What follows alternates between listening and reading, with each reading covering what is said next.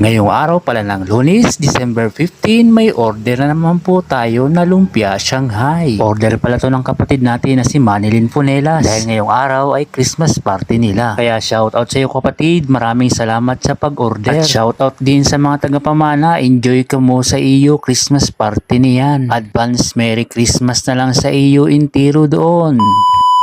Bago ang lahat, ito pala ang mga kaganapan kanina. Dahil araw ng Lunes ngayon, may pasok na naman, gumising na naman nga po ako ng maaga para ihanda ang mga sangkap na gagamitin ko sa pagluluto. Dating gawin nga, alas 12 pa lang ng madaling araw ay gising na ako. Kailangan kasi na maaga akong mag-asikaso para maaga rin na matapos. Dahil sa dami nga ng niluluto ko, kailangan talaga na maaga akong gumising. Mga bossing, magpapasalamat muna ako sa mga followers na laging nakasuporta. Sana ay hindi kayo magsawa sa pagla-like and share ng mga videos ko at mga post ko. Sa mga followers ko na nasa malayo, maraming salamat din pala sa inyo. At sa mga baguhan pa lang dito, i-comment naman kung taga saan kayo at kung saan na nakakarating itong mga videos ko. At baka sa susunod kayo na ang mai-shoutout ko. Pero ngayon, ito muna ang isa-shoutout natin. Lisel Pantunyal, maraming salamat sa pagsuporta mo. Siyempre, dito kay Leia Escarcha. Talagang solid followers ko to si Leia. Leia, salamat po noon. Tiyagay lang ang pag-share sa video. Malay mo, mabunot ko ikaw. Bali sa'yo ka sa manggana sa mga parapulta. At dito rin pala kay Menchi. Shoutout sa'yo Menchi. At maraming salamat din sa pagsuporta mo. God bless you. Sa mga nag-aabang ay sa parapulta niya na mapas ko. Kung talagang permi ka nakatutok sa mga post ko, may chance ka talaga na manggana. At sa mga baguhan pa lang ay